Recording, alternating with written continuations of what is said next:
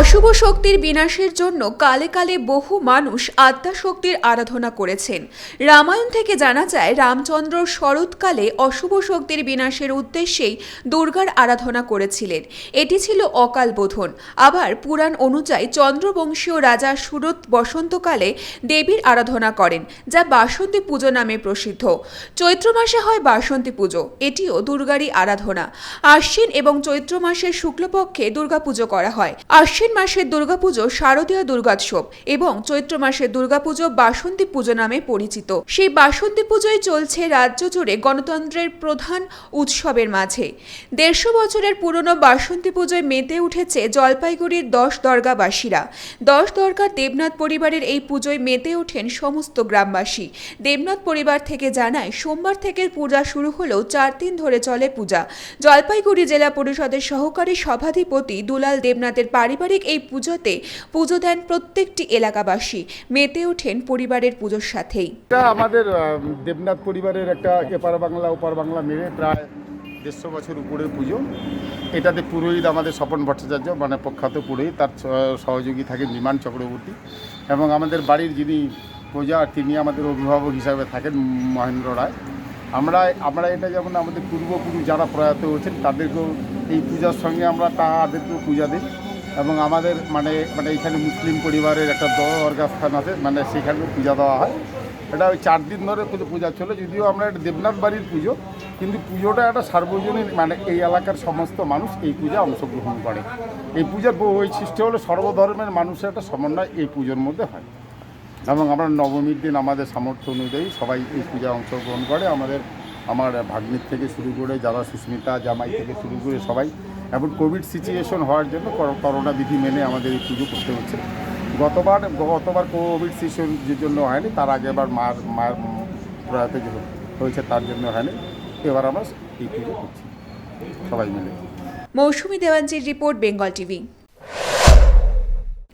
সোমবার ছিল ষষ্ঠ দফার নির্বাচনী প্রচারের শেষ দিকে প্রচারের ময়দানকে আকর্ষণীয় করতে পিছুপা হননি কোনো প্রার্থী। সোমবার নৈহাটি বিধানসভা কেন্দ্রকে গেরুয়াময় করতে নৈহাটি বিধানসভায় প্রচারীয় রোড শো করেন কেন্দ্রীয় মন্ত্রী স্মৃতি ইরানি। প্রসঙ্গত, এদিন নৈহাটি বিধানসভা কেন্দ্রের বিজেপি প্রার্থী ফাল্গুনী পাত্রের হয়ে নৈহাটি নয়াবাজার মোড় থেকে শুরু করে রোড শো হয় এবং ঘোষপাড়া রোড করে নৈহাটি জুটমিল পর্যন্ত নির্বাচনী প্রচার করেন কেন্দ্রীয় মন্ত্রী স্মৃতি ইরানি। মূলত কেন্দ্রীয় মন্ত্রী স্মৃতি ইরানিকে সঙ্গে নিয়ে নিজের নির্বাচনী প্রচারের শেষ দিনে ঝড় তুললেন নৈহাটি বিধানসভা কেন্দ্রের বিজেপি প্রার্থী ফাল্গুনী পাত্র। এই দিনের এই রোড শোতে অংশ নেন অসংখ্য বিজেপি নেতৃত্ব এবং কর্মীরা। কিছুদিন আগেই নৈহাটি বিধানসভা তৃণমূলের প্রার্থীর হয়ে প্রচারে আসেন বলিউড বিখ্যাত বিগ বির পত্নী জয়া বচ্চন এবং খোদ তৃণমূল সুপ্রিমো। আর এইবার তাদের টেক্কা দিতে প্রচারের ময়দানে হাজির হলেন কেন্দ্রীয় মন্ত্রী স্মৃতি ইরানি।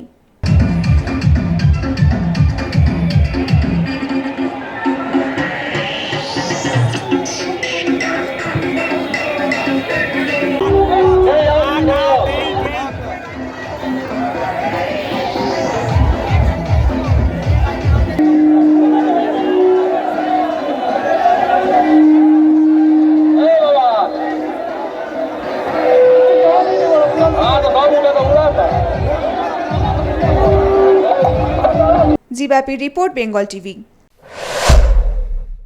এ রাজ্যে বিধানসভা নির্বাচনে ষষ্ঠ দফায় সোমবার ছিল প্রচারের শেষ দিন। আর এই শেষ দিনে ভাটপাড়া বিধানসভা কেন্দ্রের বিজেপি প্রার্থী পবন সিংয়ের নির্বাচনী প্রচারে সোমবার ভাটপাড়ায় রোড শো করতে আসেন বিজেপি নেতা শুভেন্দু অধিকারী। এই দিন বিকেলে ভাটপাড়া বিধানসভা কেন্দ্রের সার্কাস মোড়ে এক মেগা র্যালি অনুষ্ঠিত হয়। এই র্যালি ঘোষপাড়া রোড ধরে নৈহাটি নদিয়া জুটমিল মোড়ে গিয়ে শেষ হয়। হুটখোলা গাড়িতে ভাটপাড়া বিজেপি প্রার্থী পবন সিং, বিজেপি নেতা শুভেন্দু অধিকারী ছাড়াও উপস্থিত ছিলেন ব্যারাকপুরের সাংসদ অর্জুন সিং। এছাড়াও অগণিত বিজেপি কর্মীদের উপস্থিতি ছিল চোখে পড়ার মতো।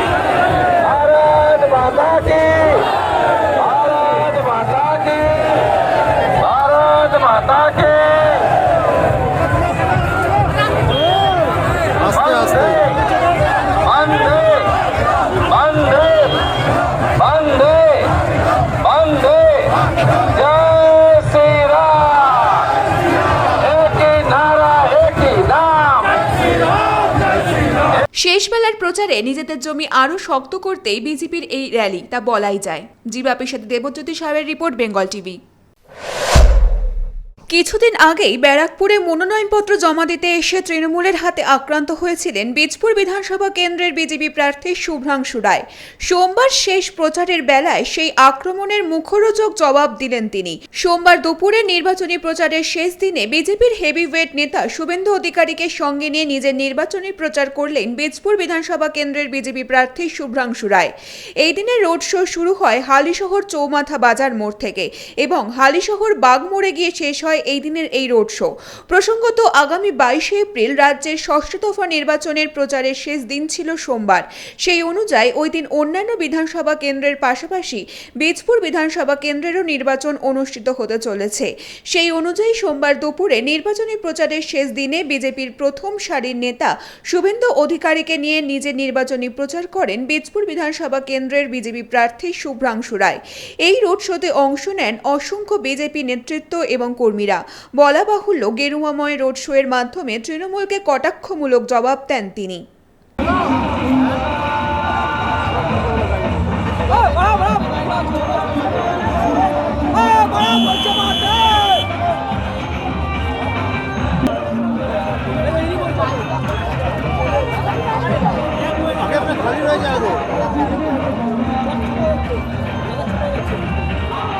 জিবাপির সাথে দেবজ্যোতি সাহেবের রিপোর্ট, বেঙ্গল টিভি।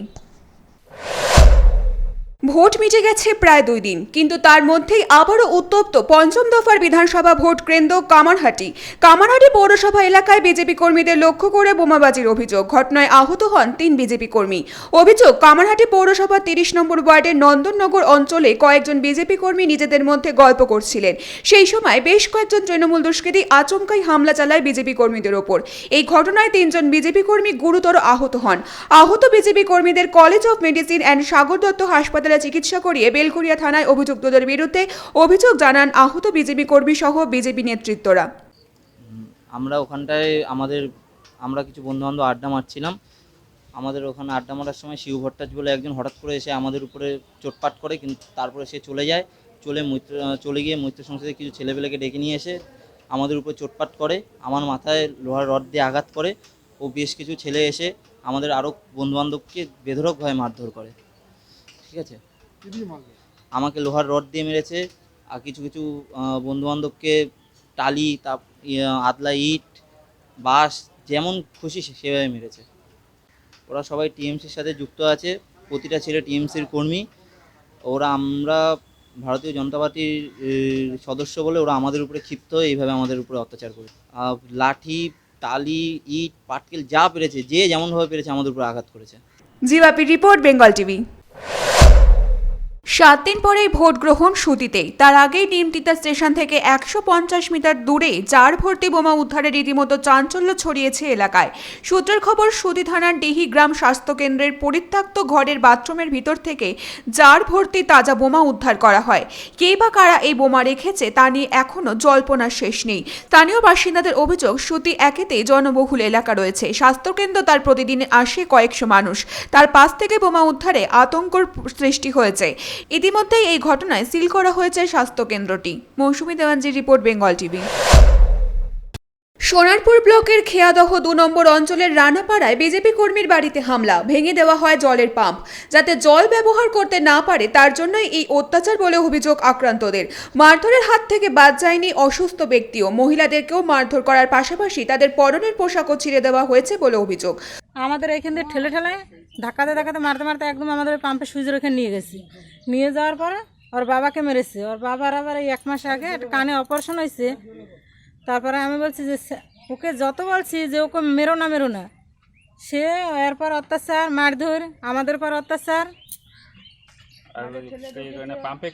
হ্যাঁ, পাম্পটা একদম ভেঙে ওইখানে বাসন কোসন সব সরানো ছিল। ঘটনা নরেন্দ্রপুর থানায় অভিযোগ দায়ের করা হয়। ইতিমধ্যে এই ঘটনা তদন্ত শুরু করেছে পুলিশ। এলাকায় বিজেপি কর্মী হিসেবে পরিচিত দীপক বারুই রবিবার রাতে সে একটি অনুষ্ঠান বাড়ি থেকে ফেরার পথে তাকে রানাপতিয়া আশ্রমের কাছে মারধর করা হয়। কোনো রকমে ছুটে পালিয়ে যায় সে। তারপর তার বাড়িতে এসে তার অসুস্থ বাবা দুলাল বারুই এবং তার মা লক্ষ্মী বারুইয়ের ওপরও মারধর করা হয়। বাড়িতেও ভাঙচুর চালানো হয়েছে বলে অভিযোগ। ভেঙে দেওয়া হয় জলের পাইপলাইন। ঘটনায় আক্রান্ত ব্যক্তি অভিযোগ করেন সোনারপুর পঞ্চায়েত সমিতির সভাপতি, এলাকার তৃণমূল নেতা প্রবীর সরকার সহ সুমঙ্গল ঢালি, সুভাষ দাস, রিপন হালদার, তপন পাঁজা, যতন রানাদের বিরুদ্ধে। আমি কালকে একটা পুজো বাড়ি গেছিলাম, পুজো বাড়িতে আসছিলাম, ঠিক আছে স্যার। তখন আমাকে তৃণমূলের নেতারা ধরে আমাকে খুব মার মেরেছে। কারা কারা ছিল? সুমঙ্গল ছিল, সুভাষ ছিল, রিপন ছিল, প্রবীর সরকার ছিল, ঠিক আছে। এবার ওখান থেকে মারার পর আমাকে ওখান থেকে পাইনি, আমাকে রাস্তার মধ্যে ফেলে বুকে লাথি, ঘুষি, চর যত যা পেরেছে মেরেছে। মারার পরে আমি ওদেরকে বাঁচিয়ে ছুটে চলে এসেছি ওখান থেকে। কেন মেরেছে কেন? আমি বিজেপি একটু পার্টি করি বলে তার জন্য। আচ্ছা, তারপর? তারপর আমি ওখান থেকে ছুটে চলে এসেছিলাম। তারপর আমার বাড়িতে কী হয়েছে আমি জানি না। এসে শুনছি মা বাবার উপর অত্যাচার অনেক কিছু চলেছে। তোমাকে কি দিয়ে মেরেছিল? আমাকে তো হাতের সামনে যা যা পেয়েছে তাই দিয়ে মেরেছে। আমি লাস্টে বাঁচার জন্য পালিয়ে চলে গেছি। লাঠি, চর, ঘুষি যা পেরেছে তাই দিয়ে মেরেছে। এই বিষয়ে প্রবীর সরকারের সাথে যোগাযোগ করা হলে তিনি ক্যামেরার সামনে কিছু বলতে চাননি, তবে জানিয়েছেন এর সাথে তৃণমূলের কোনো যোগাযোগ নেই। বিষয়টি মন্তব্য ব্যক্তিদের কাজ বলে তার বক্তব্য। বিষয়টি তদন্ত শুরু করেছে বলে পুলিশ জানা গিয়েছে। মৌসুমী দেওয়ানজির রিপোর্ট, বেঙ্গল টিভি। বসিরহাট মহকুমার স্বরূপনগর বিধানসভা তৃণমূল প্রার্থী বীণা মণ্ডল ষষ্ঠ দফা নির্বাচনের শেষ দিকের ষষ্ঠ দফার শেষ প্রচারে উন্নয়নের হাতিয়ার করে বাড়ি বাড়ি প্রচারে যাচ্ছেন তিনি। ভারত বাংলাদেশ লাগোয়া স্বরূপনগর বিধানসভা সীমান্তের বিলবল্লী 10,500 একর জলাশয় রয়েছে।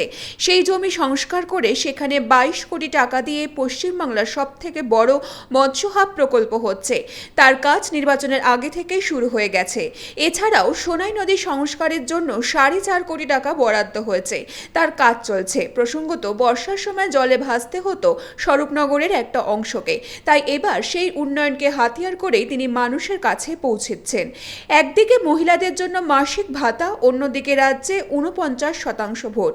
এবারের নির্বাচন অত্যন্ত গুরুত্বপূর্ণ, তাই মহিলা সংগঠন বাড়তি অক্সিজেন দেবে জেতার ব্যাপারে প্রার্থী যথেষ্টই আশাবাদী। সোমবার সকালবেলা ভারত বাংলাদেশ সীমান্তের ভাদুরিয়া, শায়েস্তানগর, কৌজুরি, বাঁকড়া সহ বেশ কিছু গ্রামে শেষ দিনের প্রচারের ঝড় তোলেন প্রার্থী। পাশাপাশি যেভাবে দেশজুড়ে করোনা লাফিয়ে লাফিয়ে বাড়ছে তার সচেতনতা বার্তা দেন তিনি। প্রসঙ্গত, আগামী 22শে এপ্রিল বৃহস্পতিবার ষষ্ঠতম নির্বাচন স্বরূপনগর বিধানসভায়। তার আগে প্রার্থী নিজেকে একটু ঝালিয়ে নিলেন এই দিন। মৌসুমী দেওয়ানজির রিপোর্ট, বেঙ্গল টিভি। রাজ্য জুড়ে যখন করোনা ঊর্ধ্বমুখী, ঠিক সেই সময় করোনার কারণে মৃত ব্যক্তির দেহ বদলের অভিযোগ উঠল সরকারি হাসপাতালের বিরুদ্ধে।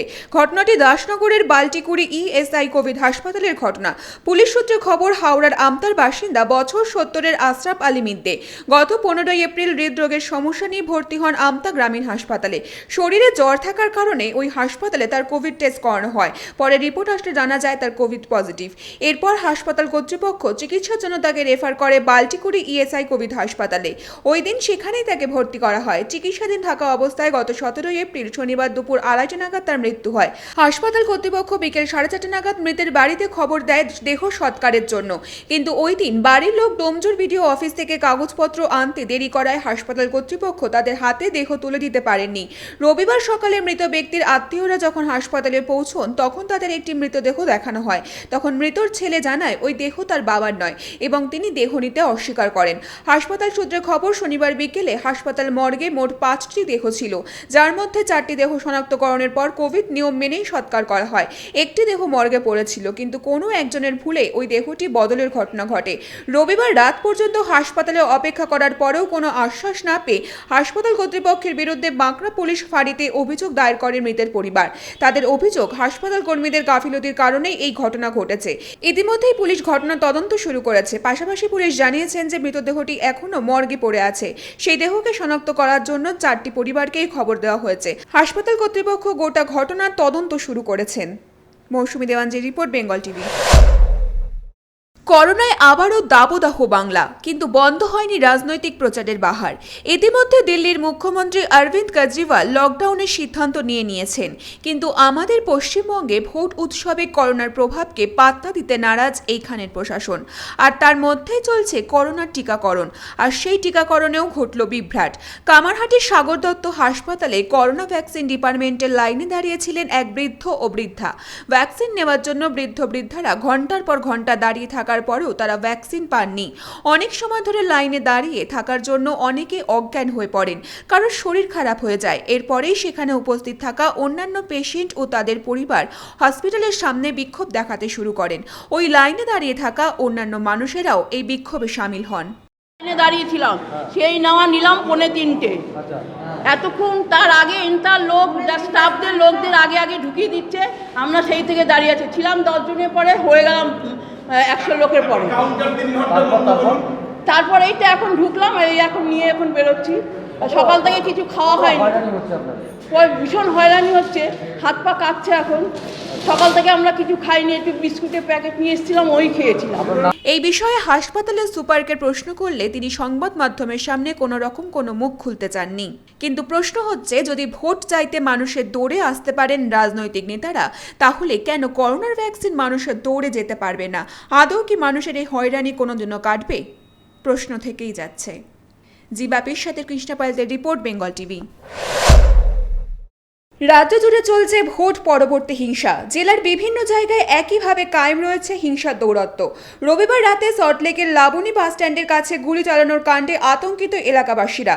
অভিযোগ, এদিন রাতে দুটি বাইকে মোট 4 জন দুষ্কৃতী এসে হঠাৎ এক রাউন্ড গুলি চালায়। প্রত্যক্ষদর্শীদের বয়ান অনুযায়ী লাবণী বাসস্ট্যান্ডের কাছে বেশ কয়েকজন বিজেপি সমর্থক দাঁড়িয়েছিলেন। তাদের লক্ষ্য করেই গুলি চালানো হয়, যদিও সেই গুলি লক্ষ্যভ্রষ্ট হয়েছে বলে জানা গিয়েছে। ঘটনার খবর পেতেই ঘটনাস্থলে পৌঁছায় বিধাননগর দক্ষিণ থানার পুলিশ। এলাকায় শান্তি বজায় রাখতে মোতায়েন করা হয়েছিল র্যাপিড অ্যাকশন ফোর্স। এই ঘটনায় বিজেপি সমর্থকের দাবি, এরা স্থানীয় তৃণমূল নেতা নির্মল দত্তের অনুগামী। ওরা টিএমসি পার্টি করে, নির্মল দত্তের অনুগামী। ওরা ফায়ারিং করেছে। আমরা ওখানে মহিলারা বসেছিলাম, আমাদেরকে বাইকে বসেই করে গেছে, চলন্ত বাইকে পিস্তল দেখে আমরা পিস্তল নিজে দেখেছি, পিস্তল ফায়ারিং করে গেছে ওরা। আমরা প্রশাসন এসে প্রশাসনকে বলেছি, নিজেরা স্বীকারও করছি, অথচ আমরা যখন মহিলারা যখন তাড়া করি, বাইক ফেলে দিয়ে ওরা পুকুরে বাইক ফেলে দিয়ে, বাইকটা পুকুরে আমরাই ফেলেছি, বাইকটা চালিয়ে ওরা চলে যাচ্ছিল। তার মধ্যে একজনকে আমরা দুজন ছিল, দুজনকে চিহ্নিত করা পেরেছি। একজনের নাম ফেলা আর একজনের নাম ছোটকা। পুলিশ ছিল, পুলিশ প্রশাসন পরে এসেছে, যখন আমরা বলতে গেছি পুলিশ প্রশাসন ওখান থেকে আমাদেরকে তাড়িয়ে দিচ্ছে। মৌসুমী দেওয়ানজির রিপোর্ট, বেঙ্গল টিভি। নির্বাচনের কিছু ঘন্টার ব্যবধানে উত্তপ্ত পানিহাটি। নির্বাচন পরবর্তী হিংসা অব্যাহত পানিহাটি জুড়ে। 17 তারিখ পঞ্চম দফার নির্বাচনের পরেই 18 তারিখ রাতে সোদপুর স্বদেশী মোড় সংলগ্ন বিজেপির অস্থায়ী নির্বাচনী কার্যালয় লক্ষ্য করে বোমা ছোড়ার অভিযোগ তৃণমূলের দিকে। জানা গিয়েছে, প্রথম দফায় 5টি বোমা ছোড়ে দুষ্কৃতীরা। এরপর দ্বিতীয় দফায় আবার 2টি বোমা ছোড়ে, যদিও ঘটনায় কেউ আহত হননি।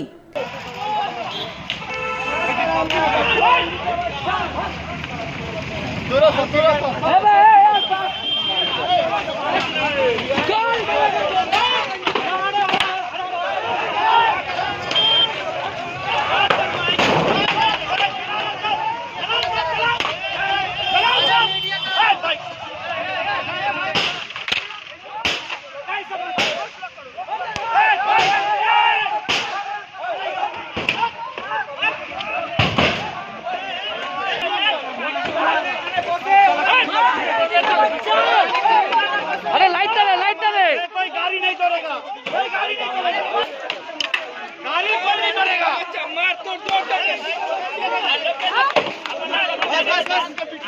मैं वीडियो